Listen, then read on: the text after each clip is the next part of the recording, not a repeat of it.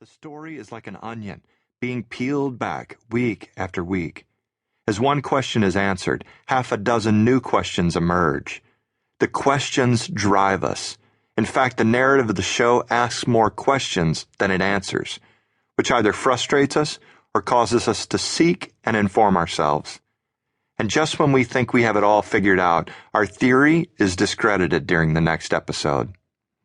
What makes this series unique is not merely the distinctive flashbacks and flash-forwards through time, the infinite twists and turns of the narratives, the endless symbolism, clever and often subtle references to philosophy and theology, spellbinding storylines and captivating mysteries. It is the sum of these parts that has created an entirely new genre of television and attracted what may be the most committed and diverse fan base in television history. College students are discussing the show with their grandmothers. Professors are citing the show in their teaching, and adolescent boys are buying posters of Evangeline Lilly in the same way my generation bought posters of Farrah Fawcett.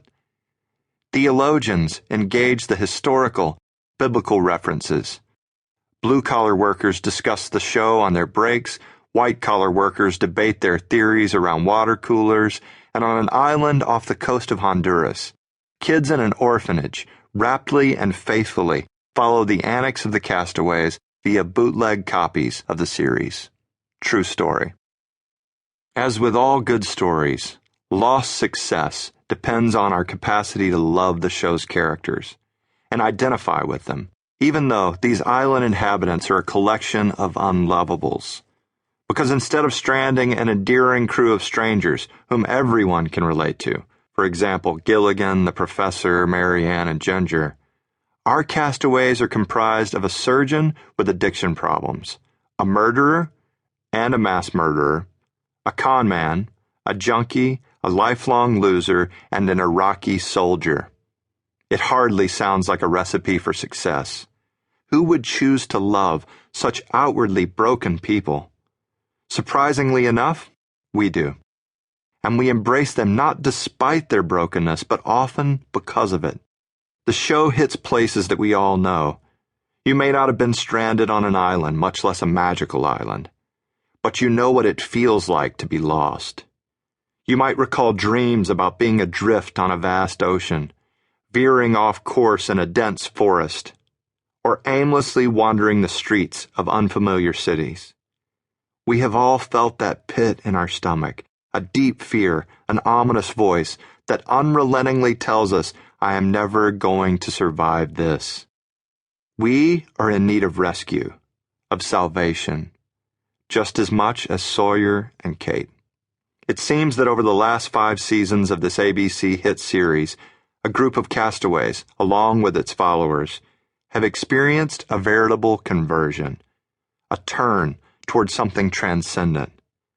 This journey toward belief is as authentic as Sawyer's southern drawl.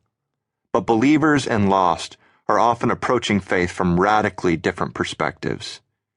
Jack believes only what he can see and tangibly confirm. But Locke has discovered faith while blindly but hopefully groping through his experiences and learning to trust his intuition. Unlikely as it seems, it is possible that this epic television series may be filled with stories that inspire us to love both God and one another, wisdom that will lead us toward a vibrant relationship with God, and insights into a life of true faith. In the midst of all of its action, mystery, suspense, and romance, Lost is a story filled with substance. The focus on faith and truth is never more clearly explained than in the words of John Locke, as he questions Jack Shephard, "Why do you find it so hard to believe?" Locke asks. Jack shoots back, "Why do you find it so easy?" Locke then patiently and succinctly sums up his faith, explaining, "It's never been easy." This tension between faith and reason is what drives the storyline. Locke adds insight as he explains to Jack, "You and I don't see eye to eye sometimes because you're a man of science. Me? Well, I'm a man of faith."